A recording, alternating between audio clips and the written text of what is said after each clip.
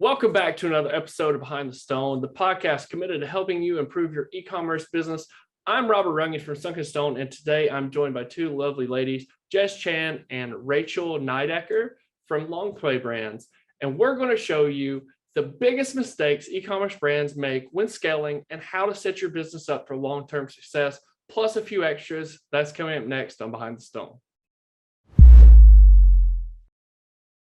Awesome. So I'm the CEO and founder of Longplay. Rachel is our wonderful COO and a partner at Longplay as well.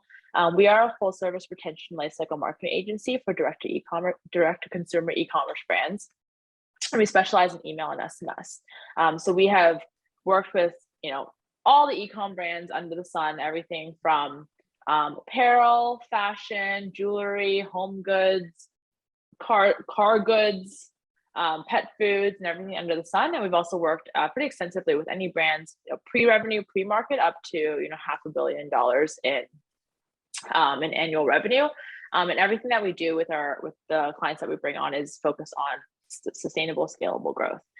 So rather than trying to 10x your revenue in 30 days, which typically leads to brands not existing in a year or 2 years after that, our focus is on helping brands grow profitably, still scaling quickly, but doing it in a sustainable way that actually allows you to continue scaling beyond burning out cash and acquiring customers, but actually building out a strategy and a business operating infrastructure that allows you to take each of your customers that you acquire and turn them into further customer acquisition strategies and actually scale your team alongside your business growth as well. It's really incredible. It's super smart there. Like, I want to point out that's smart scaling is what that is. And, before we get into like the biggest mistakes that e-commerce brands are making when they go to scale, what do you guys find most challenging about that? That's a broad stroke question, but I would say the challenging part about scalability is I think a lot of people just kind of jump in as opposed to assessing appropriately first, and really kind of also let go of their, personally from my end on the operations side, they let go of their financial management way too soon. They think I've hired a bookkeeper, I'm going to go to market, I'm going to make sure that I need to spend, and I'm going to focus, like Jess was saying, on the transient, like top of funnel purchases, as opposed to making sure they maintain their customers all the way through. And they don't watch their spend, and they don't have projections, and they're not managing that. So I think number one, when it comes to just as in my history in e-com and consulting, is we come in and we're asking, the C-suite team, like, what is your financial plan? What are your projections like? What's your cash flow like? And they just don't know. And I think that's one of those things, the first 5 years, you just need to be so on top of as a C-suite team, just because that can get away from you really quickly. Yeah. And I think kind of an analogy or metaphor for essentially all of that is that leaky bucket analogy that I think a lot of businesses talk about. Is most businesses are so focused on filling the bucket and they're not focused on plugging the holes. And that's exactly what Rachel's touched on, where, it's great. It's easy to have, one Facebook ad that works really well, and suddenly it's raking in the money, and then it doesn't work in 3 months. But all of that growth can't be sustainable if you haven't been plugging up all of the holes, because as soon as that faucet stops working, all you see is the bleed out from that. And typically the holes that entrepreneurs miss the most are, your finances, you're actually planning and saving for the times when, your sales might dip. You're not building the team to be able to function in a non-perfect environment. You're not planning to expand on your product suite because you're so focused on the one product that has been working really well that you haven't really been contingency planning beyond that. And also looking at beyond your own business and looking at market conditions as well, around how much of the success that you're seeing right now is due to luck, or just because everyone is making money right now versus you actually having a really good business. So you can kind of sum up kind of all of that, and everything that Rachel touched on as well, is the biggest mistake that we're seeing in scaling a business is everyone's so focused on pouring as much water as they can in the bucket versus just plugging the bucket, because you're going to keep a lot more of that money if you actually plug out some of those holes. Jess and Rachel, you bring up a lot of great points. One of the things I really wanted to talk about was the challenges that your customers is having, right? So what kind of challenges are they having, and how are you guys helping them solve that at Longplay brand? I think one of the biggest challenges customers are having is really just looking beyond that initial ad spend, um, and actually figuring again what do you do with that early success. So we typically get a lot of clients who have scaled to 20 million really quickly, but they've done it as a solo entrepreneur, or they have a very, very small team and now they're stretched extremely thin, or they initially had some sort of product market success. They scaled to 10 million really quickly, and now they're starting to see that go downhill, and their Facebook ads aren't working as well, or they're not getting as much traction on TikTok as they thought they would. And now they're kind of starting to see it slowly decline. And then they kind of turn to us to say, one, how do we capture this initial success that we've had and keep it going? Or in the second scenario, how do you help us monetize our existing customer list, because we aren't able to bring in new customers as effectively anymore? And we kind of do that in a few different ways. One is the marketing strategy standpoint, in building out an email, an SMS backend that actually helps with customer retention, because typically a lot of these clients come in with a really great Facebook ads team and no focus on email. So that's primarily what we focus on at Longplay, is building out your backend marketing systems to actually market and retain your customers. The second piece is a little bit more qualitative, where we do a little bit more consulting. And this is where Rachel really shines, is again, plugging up some of those holes. Marketing is only one part of the puzzle with business. And it's only the tip of the iceberg.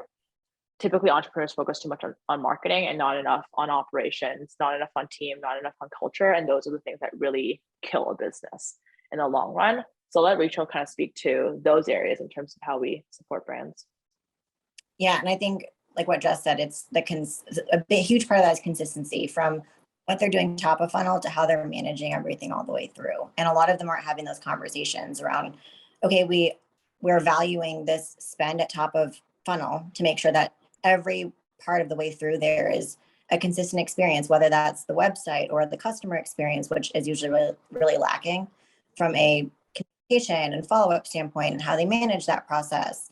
And we're also seeing them run into a lack of contingency planning. So like, they are used to their one revenue stream or their one product, and all of a sudden something goes wrong at their warehouse and they haven't made a good plan for that yet. And they haven't understood, like, what does that look like to over communicate ahead of time to all of the people you're outsourcing to, your internal team? How do you plan in case that doesn't happen? So something we've put in place at Longplay is we have 4 or 5 different products when they're saying, hey, we're doing this product launch, that we are going to like substitute in. So we'll make us like separate emails and kind of talk them through that, and really act more as like a partner than just like someone who's like being told, okay, this is the launch date, here's when we're doing it, here's when it's dropped. And then that doesn't happen, which is really common, especially in today's day and age with supply chain issues, and that's just not going to change. So really making sure that we're helping them to think through that. Like Jess was saying about people, we're also noticing that there's a lot of quick and high transition when it comes to hiring and team attrition. People aren't having to work. People are getting poached. Other people are just quitting, and managing through that. And we've had our operations team come in a consultative fashion for our clients and say, hey, like, this is how we plan for that kind of attrition. We have all these things in place ready to go for onboarding. We have all of these processes in place ready to go for like the job description, when it gets posted, all of the test projects, all of like, we go from a Loom video to a test project to these types of culture interviews, then to actual interviews.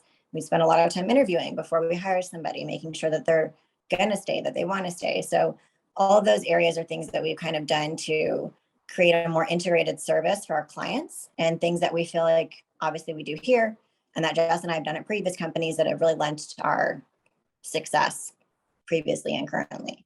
So I would, that plus, like I said earlier, like the financial planning portion of it, a lot of people aren't putting in a 15% contingency plan, and they aren't making sure that, like, okay, we'll probably have loss in these 5 areas. How do we make sure that our company is going to have longevity? Or we know annually that we have a lull during this time period.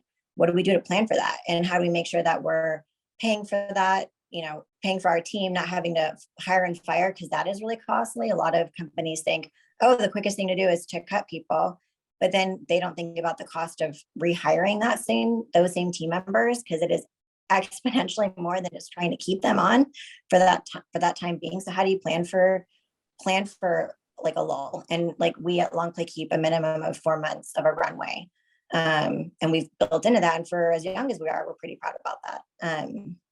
So talking through those things with our clients when they bring it up, and they're like, yeah, because we notice when there's attrition, because there's all of a sudden these massive changes, and we're having to re-onboard team members. We're like, because that's something we believe in, is anyone that comes on that's new goes through our onboarding process. And we notice, so we try to engage in those conversations and provide support. So I think there's a lot of levels and layers that we try to support our clients in, that we also from previous experience really believe is necessary to maintain a sustainable and profitable company. I couldn't agree more with you. That's some really innovative stuff that you guys are doing over at Longplay Brands. What kind of results are you getting for your clients? That's a great question. So from a result standpoint, there's the highest priority one with any client coming in is always revenue. That being said, as we kind of work with more sophisticated clients, we find that revenue growth is less or at least equally important as specific business goals. So for example, early on, and we still have continued to do this, we have clients who come on and their email revenue is increases by over 250% within the first 60 to 90 days. Those are some of those quick wins that we're able to get for our clients. Those are things that we always say is not our priority, and it's not our promise, but even through sustainable growth, that doesn't mean that we can't see short-term wins very, very quickly and see that growth. We also have clients that we brought in where we were able to increase the customer lifetime value by over 20%. We've increased our repeat purchase rate by over 15%. We've helped increase subscription conversion rates by over 30%.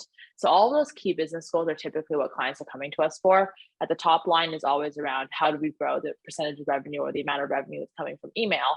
But typically they're also coming in with very acute business problems or challenges where they're saying, hey, we are really good at acquiring customers to join our email list, but we're not very good at converting them into purchasers. So how do we get more of these non-purchasers into customers? Or we're really good at getting customers to buy a product for the first time, but we're not very good at getting them to upgrade to subscription after that.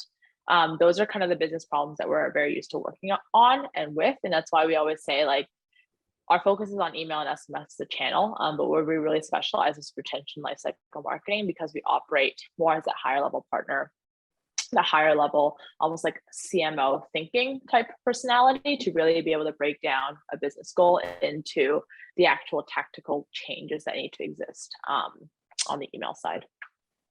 That's truly incredible, and I can see why your clients love working with you. So we know who you are, what your company does, and how it gets results, and the results that you get for your clients. So now let's take a dive into scaling your e-commerce business sustainably and profitably. So, what are the biggest mistakes that entrepreneurs or C-suite are making in respect to sustainable and profitable growth?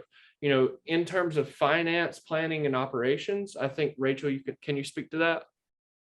Yeah. So again, that goes back to just not owning their full set of their finances. I think it's great to have a bookkeeper. We do, but it's a check and balance. And I think that people kind of forget that when they're starting out. I think they think, okay, it's being handled, as opposed to, okay, I need to still manage my cash flow internally, right? Like, so we have bookkeepers that manage like our balance sheets, and they keep a P&L. I keep my own, and I reconcile it, because I think it's so important the first 5 years to make sure that you are so in tune with your finances that you understand and can predict issues. You're really owning that piece of it. You're planning your team.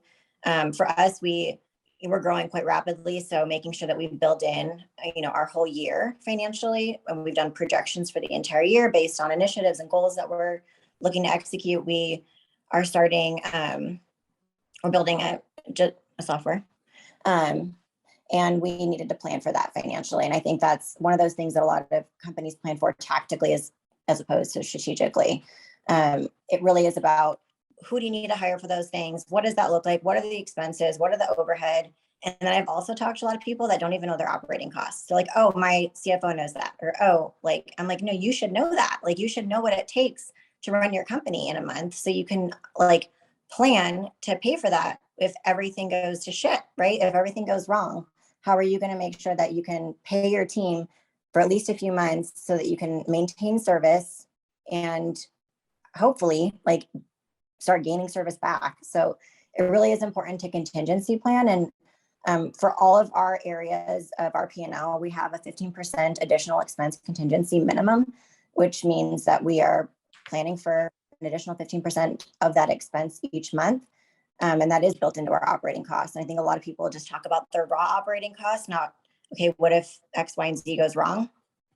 I also think as far as planning goes, like a lot of integrators and visionaries, and, as the COO, I'm just as integrator and she's a visionary, I think they don't talk. And I've noticed that that's like one of the biggest problems is that they're not backing into the goals of their CEO. They're just kind of doing their job, like with their view and looking at what's going on, and they're not reporting in appropriately and vice versa. And they're not talking about the practicality of their decision making as opposed to, and like when that's viable and not just like, oh, my CEO went off and did these 20 things. And I just don't understand that as like a concept. It's like, how did you not talk through these things? And how did you not know that this was in their vision? And as the integrator, it's your job to know those things and extract that from them. And, I get all the time, like, no one told me. It's like, that's not acceptable. Like, this is your job. Go find it out. Be the advocate for their vision. That's our job. And then, Jess's job is to sit there with all my painstaking questions and answer all of them in detail so that I can then be like, this makes sense. I don't think we can do this right now. And it's our job to communicate. And I think a lot of that starts at the top. And I think I've just seen a lot of like the buck getting passed off, not at all just with our clients, but like specifically with companies that Jess and I have coached or previous companies we've worked at. It's like, it's so important to be as transparent and communicate what needs to happen and when, so that everyone can make sure that that is a viable goal and that there is more than enough money to go around for everything to happen. And on top of that, enough people and the right resources so that good people don't quit, and that you don't have like massive amounts of work on, inadequately distributed throughout the company, which is what happens a lot of times during scaling. Because, all right, the design team doesn't feel any brunt of this, but maybe the project management team does, or, maybe your customer service team is like inundated, and then you're going to have a mass exodus. So like, and that is expensive. For a lot of reasons, paying for coverage, figuring out resource allocation much quicker than you need to. So yeah, just making sure that everyone in all the departments is very privy. Like Jess and I have a 6 month in advance comms rule for change agility to our team.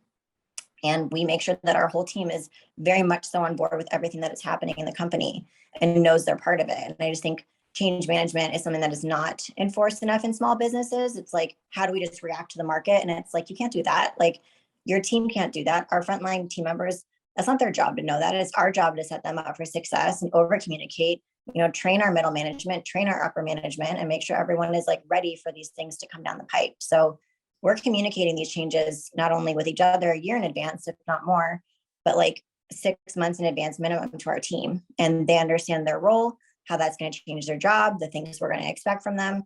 And like, they're truly expected to deliver in those areas, and they're happy to because they're communicated to. So I think that's another area that a lot of companies really miss. Jess, anything you want to add to that?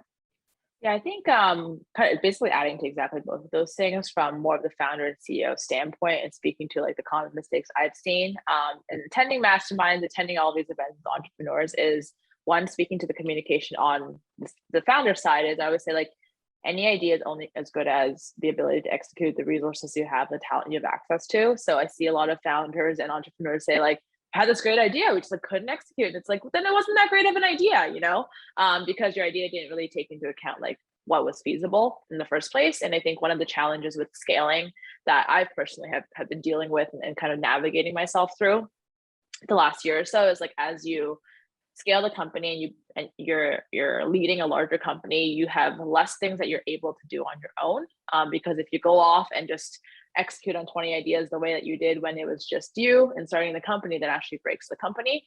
So I think a lot of founders and CEOs don't really adapt to that process of scaling, of realizing that your job now is more to orchestrate and kind of point the direction in than to actually like do anything on a day-to-day basis, because the doing is actually destructive to the company, and being able to make that adjustment. And a lot of that comes through, communication with your COO, your integrator, whatever that role is, in understanding what resources and talent you have access to.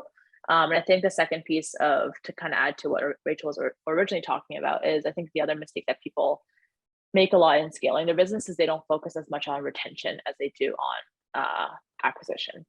So typically when you talk to founders and CEOs, they can tell you the ROAS of their Facebook ads. They can tell you exactly what ads they're running to which audience, and they can tell you what their top line revenue is, but they don't know the operating costs. They don't know the retention rate. They don't know anything that they're doing on the email side. They don't know how to retain that customer experience.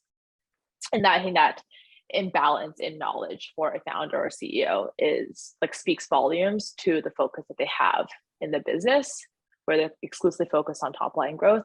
They're not actually focused on bottom line growth. And I think that plays out in them not knowing their finances, not knowing their org chart, not knowing their hiring pipeline, not knowing their operating expenses. And that's kind of a symptom of just, quite frankly, the care that they put in that area of the business. That makes perfect sense, Jess. When we're thinking about scaling an e-commerce business, what kind of tools or technology is required to manage this? Either from a finance planning and operations perspective, that would be Rachel. And then what about branding, business tools, business intelligence tools, things to plan out your marketing in advance? What's needed? I'll speak to more of, I think a better answer on our end that's probably more relevant is probably the systems that we use that are most critical to our business rather than technology. I think the first one is have an actual project management system. We use Asana. Doesn't matter what platform you use. You can use ClickUp, you can use Monday, but we see a lot of people working off of Notion, for example, as a project management system, and nothing against the platform itself. It's just not a project management system. It's more of a note-taking to-do list type of system. So actually investing in project management system, figuring out the proper communication channels. We see a lot of teams kind of communicating across Slack and email and all these different things. And it's just stick to one. That needs to be your main communication channel. Third one is meeting rhythms. So Rachel and I spend a lot of time on figuring out meeting rhythms throughout different layers of the company. So Rachel and I individually have our meeting rhythms with each other. Then we have another meeting rhythm with our leadership team, another meeting with our management team, and then another meeting rhythm with our broader our entire team, which we call the core calls. And each of those meeting rhythms needs to be structured based off of those communication schedules that Rachel was talking about. Rachel needs to know what I'm doing on a weekly basis. The team only needs to know what I'm doing on a 3 to 6 month basis. So really figuring out kind of those systems. Rach, anything else on more of the operation side? So I would definitely say from just because we use Slack and we're a fully remote company, which we're very proud of because it gives a lot of flexibility to our team. To kind of pile into what Jess was saying as far as expectation setting, we have a lot of best practice comms norms on Slack. We have our own internal SLAs and we have our own internal comms when it comes to, if you want to walk your dog, that's great, but just let it, put this logo up. We make sure that everybody is using kind of the same vernacular, if you will, to make sure that we all know what they're doing and when, but we want people to feel like they're totally free throughout their day to manage their schedule, as long as they're attending the necessary meetings and we have those cadences preset. And then as long as they're making sure they deliver on their goals for each day. And that is all managed in Asana. And like Jess was saying, we've seen a lot of mismanagement of what people would consider project management tools, but the majority of your team, up to upper level management, should be living their life on Asana. And there's a lot of integration tools there. We use Miro for our org chart planning and any flow mapping for higher level PM. We are working on finding an ops manual system that we like.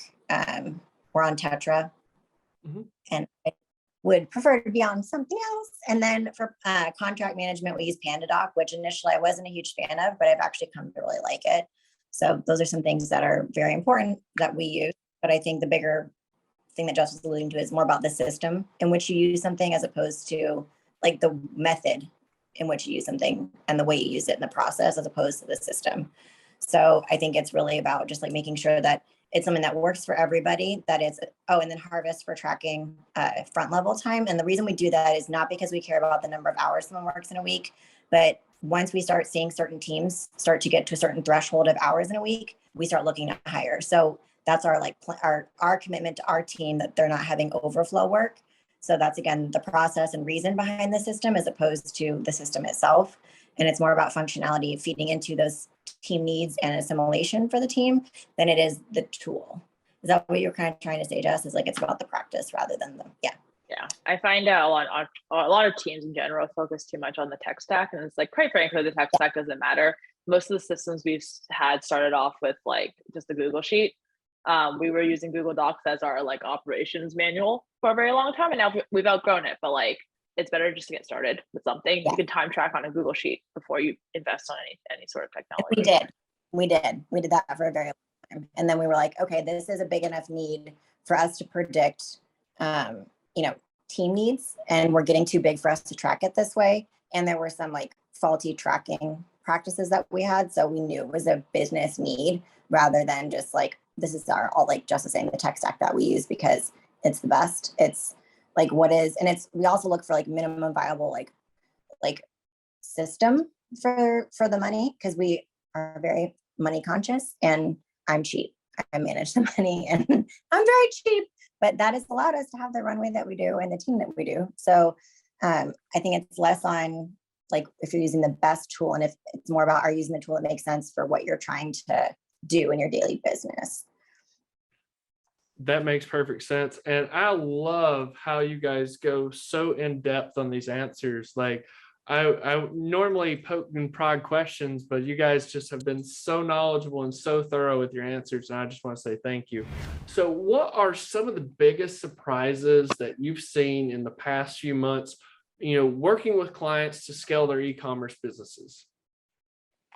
I think what's been most surprising is just as the market seems to be changing. I know everyone's kind of been clamoring about an impending recession, but also I think the initial boom in e-commerce success is kind of worn off. Like when COVID started hitting, everyone was worried about e-com, but it was actually an e-com boom. And everyone was making money. Every business was successful. Kind of similar to back in 2018, 2017, when like anybody who ran Facebook ads was successful. I think that's what kind of we're seeing the last few months. And I think those, that honeymoon period is kind of wearing off. And I guess what's been most surprising for us is, this is kind of the time to be thinking more long-term. And what we're actually seeing is more people are thinking more short-term. So like this is the time to start doubling down on your team, doubling down on your culture, like showing loyalty to your team, and keeping them around during the tough times. It's also the time to start saving up reserves from a cash flow standpoint and really making sure you have a solid product. You are really building a great relationship with your customers so that you can keep them around in the kind of low times.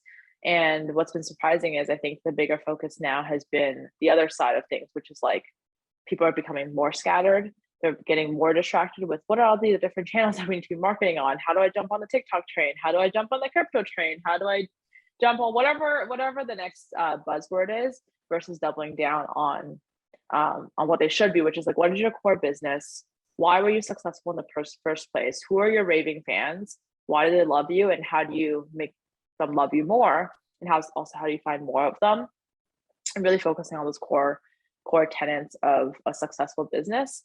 So I think from a mindset standpoint, that's probably the biggest one that we're noticing. And kind of tied to that is people cutting costs more on the retention side, and spending more top of funnel to try to acquire customers, when in reality, the data has always shown that it's a lot cheaper to keep a customer around than to acquire a new one. And people's spending habits somehow flipping. Instead of spending more time and more money to keep a customer, which is actually more profitable right now, people are spending more time and more money on acquiring new customers.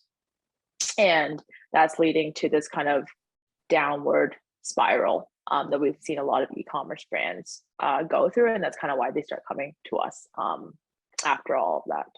So tell me a little bit more about that, though, the downward spiral. There's been changes to advertising there.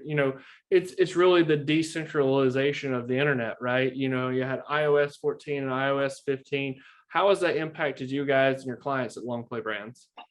Yeah, so I guess I'll kind of answer the first question first in the downward spiral, and then we'll jump to iOS 15. The downward spiral is what I kind of call like the flywheel effect. And with the flywheel effect, what's happening is if you spend $1 to acquire a customer right now, let's say, and you spend no money on no money on conversion improvements, no money on retention, you might get an extra, $1.50 out of that user.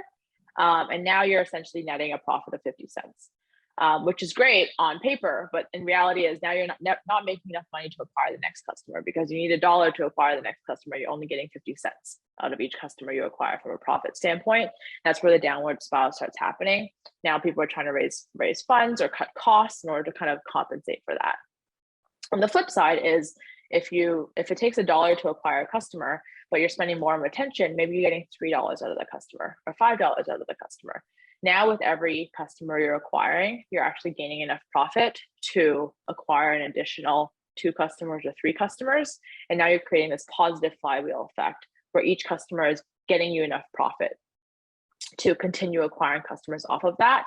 And that's allowing a business to actually scale sustainably. And that's kind of the difference that we're seeing in that downward spiral versus scaling sustainably is your business model, is your pricing, is your retention structured well enough that for every single customer you are paying to acquire, they are not just paying for themselves profitably, but they're paying for you to be able to acquire additional customers beyond that.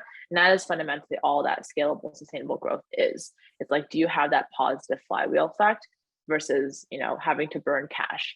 So it's really kind of one step above just thinking about profitable growth. It's less about, are you profitable per customer, but are you scaling per customer?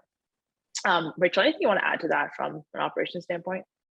Yes, I actually was going to kind of reflect what you just said. It's really about turning inward with the company. I think, like Jess was saying, everyone starts to scramble and they panic. And, making big decisions for your company out of fear is so the wrong headspace. And it's really about taking a beat, level setting with your partner, which is Jess. Jess and I would come to each other and be like, hey, feeling something is off. Let's go through this. Let's look through everything, right? Like, what are you seeing on your side? This is what I'm seeing. And then we typically find there's a lot of things that coincide, right? When we turn inward, when we're concerned about something. And it's really like, okay, we can solve this. And actually, like, you have this piece and I have this piece and we can look together to solve it. But it's really about, okay, let's look at our customer journey. Like, say we're running an e-com company together, right? What is our customer journey? Is it cohesive for them? Does it make sense from the top of the funnel all the way to, their post-purchase nurture sequence? And do they feel, is it clean? Is it cohesive? Is the branding on point? Like, maybe that's a problem. Maybe our checkout page is doing terribly. Like, what are the things that we can turn inward and look at first, rather than just trying to spend money to make less money? Because especially if you're running a company with like a product, right? You're going to lose so much money because you're probably spending way more money to acquire the product quicker than you normally would because there's product backlog. You're spending a ton of time and money getting your ops team to make sure that the product is arriving on time, the shipping issues that are happening, that once it gets to the States, or if it's in the States already, getting it to your warehouse, the warehouse logistics and their backlog, like, those are the cost of your product is going to go way up. And just reassessing, okay, what are our most viable products? What does that look like? And like Jess was saying, is the pricing right for these things? And does it actually cover our operating costs at scale at this price point with these number of sales that we did same time last year minus like 20%, right? Because you're always planning for a loss and you're always planning for the loss. And then I think too, like, looking at your partnerships, this is something that Jess and I really like reassess very regularly. Like, do we feel like these partnerships that we have are like externally are really working for us, and why? And did we vet them appropriately? And how do we vet our partners? And what do we need to do to go back to the drawing board to make sure that they're mutually beneficial, which is a big need for Jess and I. We don't believe in entering any external partnership to just take from somebody, because that doesn't sustain, right? Or for them to just take from us, because that doesn't sustain. So what do our partnerships look like? What do our partnership agreements look like? How protected are we? Like, where are our points of exposure that we need to plan for? Because when things go south, people sue, right? We all know this. People are looking for cash. So how do we make sure that we're planning for that better? How do we make sure that we are like minimizing our exposure and doing what we can together to be on the same page about what our biggest needs are? And then additionally, where can we cut costs with systems? Because sometimes there's systems you really don't need, but people keep around because they have stuff on them. It's like, no, just like, those are things that are dispensable. These are areas that are not necessary. Like, what can you do to optimize your current team to maybe create a new product? Like, that's the constant conversation Jess and I are having, is like, with the resources we have, what is the best way to optimize and provide a service that's necessary, i.e. there's a gap in the market somewhere, and how do we answer it? And then how do we leverage our current resources to do so at a cheaper rate so we can maintain our team and they can pay for themselves without, having to do sales, right? So I think a lot of people think, oh, that there's no value in this person. It's like, maybe you don't know your team well enough, or you should never hire them in the first place, because we only hire people that can do a bunch of different things, and our culture fits that will be very change agile for us to keep their job and to keep working, right? So there's a lot there that's really important. And then I think the biggest thing is just making sure that, like I said earlier, you don't react, you think proactively and assess current state, because all the other things that are top of funnel, like TikTok, this is exciting now, let's explore the metaverse. All these things are good things to be aware of, but how can you fix stuff at home first and make sure that is as solid as possible, and you're recession proofing your own business, and it's product offering and it's scalability before you start saying let me grasp at all these straws, lose a bunch of money, lose people, and then have a product that is totally different than what our initial product offering is. So I think it's really about turning inward, making intelligent decisions, and not letting what's going on in the world dictate your ability to make sound, planned, and productive decisions. Jess, any agree, disagree, thoughts? Yeah, 100% all of that. I think all it comes back down to don't operate out of fear. And I think a lot of entrepreneurs, founders, marketers jump to we'll just launch the next funnel. We'll just launch the next Facebook ad, and that one's going to save the business. And I think the truth is there's never a silver bullet. And anytime you find yourself building a strategy that is based off of one thing working really well, and that one thing could be, we're going to find some great growth hire that is going to fix everything, or we're going to find a great chief of revenue officer, or we're going to find a great salesperson, or we're going to build a great Facebook ad, or we're going to kill TikTok. Anytime it's a single strategy that is usually not very well thought out, it's just based off of finding a perfect fit for something, kind of that should raise alarm bells in your mind of, okay, so we're operating out of fear, or something is not aligned here, because that's usually when the biggest missteps happen. That makes perfect sense. And just really quickly going back into the iOS 14, iOS 15 updates, how did that affect your customers? What are you guys doing at Longplay Brands to overcome the challenges that are posed from those new updates? Before Jess speaks, no, hold on. I just want to say she's done so much work on this. It's not even funny. And this came out and no one was looking into it. And the people that were, either people were avoiding it or they were being super reactive, and just spent a ton of time just learning and immersing herself and really analyzing what we could do for our customer base. I just want to shout that out because I was very proud of the work that she did to make sure our team was set up for success, and our clients were too. So just appreciate that.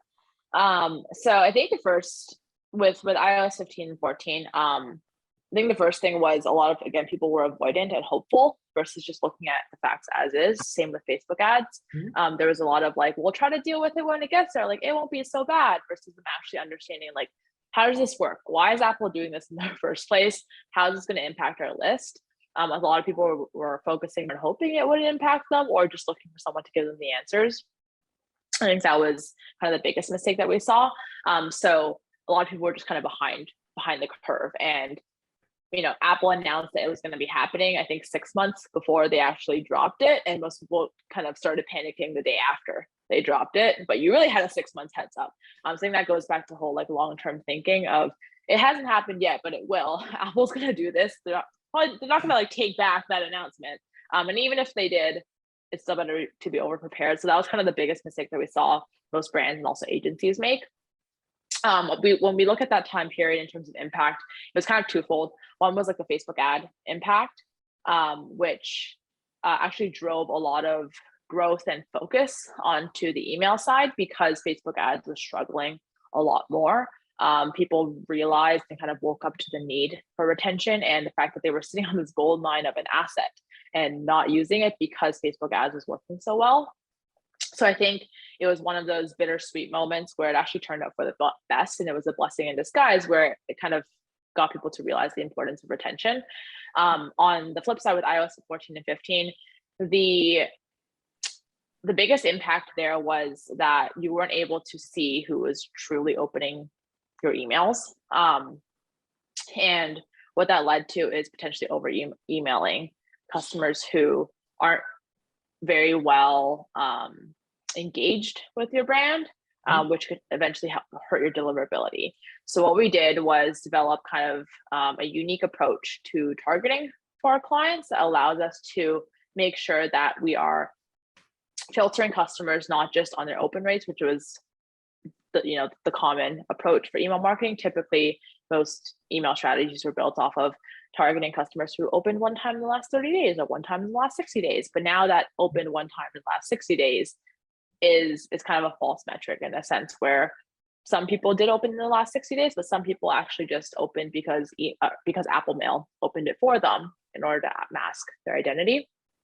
So what we instead developed was, or what we kind of started from was the question of what is the actual problem we're trying to solve for? And the problem that we're trying to solve for is less so on how do we increase our open rates or how is it going to hurt our open rates? It's actually the issue that's going to inflate your open rates. And the question that it actually comes down to is like, how do we know who our real customers are? And how do we know who our real openers are? And we developed a few different targeting strategies to filter people, not just off of their open behavior, but also consolidating other behavior that we would expect to see from a real customer beyond just opens, whether it's views, purchases, clicks, browsing, buying, things like that, in order to kind of narrow down the focus and like determine again who we should be targeting off of based off of engagement beyond just your open metric. That's really smart. Do you have any suggestions for people that's watching or listening right now who may need help with scaling their e-commerce business? Just any final thoughts or quick tips? I would say kind of like go back to what we had all initially started with. Know your numbers, know your operating costs, figure out, reflect internally with what you can do better yourselves for your team and your company, and really assess, are you providing your team the tools they need and the ability to be as like internally flexible as they can be and agile during a time of crisis, and really think, okay, let's plan for the worst and hope for the best. And in every department and every facet of your business, whether it's your finance or your legal, just ensure that you are covered and look at the things that you can do to protect yourselves, provide additional leverage for yourself and your team, and provide additional support. And just over communicate that. And even that communication alone provides a lot of loyalty from your clients and from your team. And I think that commands a lot of respect. And I think good business isn't that complicated. It's just a good plan and execution and showing respect. Yeah, I think to tie on to that, like, yeah, good business is simple. I think good strategy is always simple, but the simplicity is like very difficult to execute off of. It's not easy, but it is usually very simple. I think the other kind of quick tips to focus on is like just spend as much money and time and resources on retention as you do on acquisition. So for every hour that you're thinking about what's the next best Facebook ad that we should be running, think about what's something we can do to actually retain our customers and keep them around.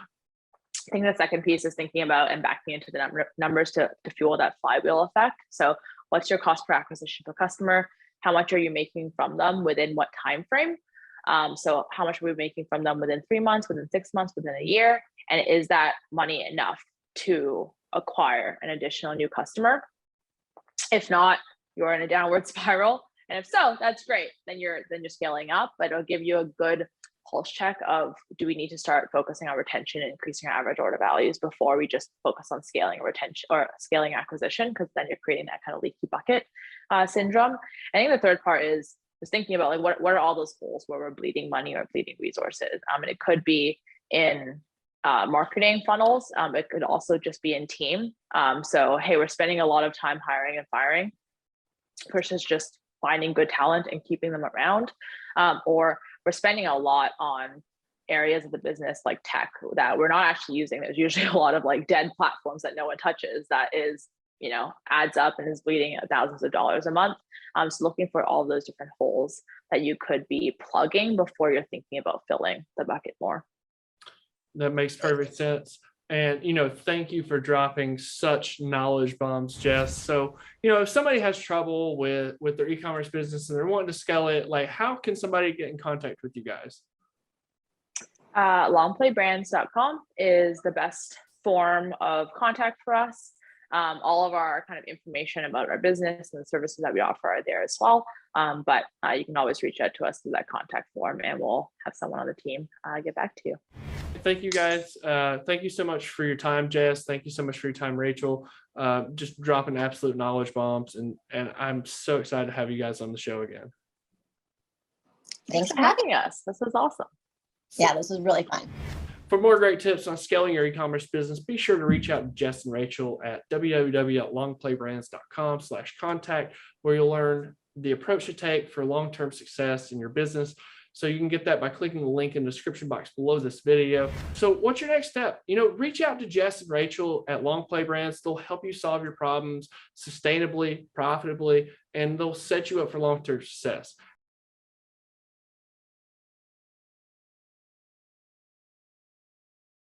If you really want to level up your e-commerce strategy, then watch this video next. It's called 5 Proven E-commerce Marketing Strategies to 10x Your Business, where you'll learn insider secrets from CEO Adam Weiler and Tanner Tozan on how to scale 7- and 8-figure businesses. Just click the video you see on your screen now, and I'll see you there.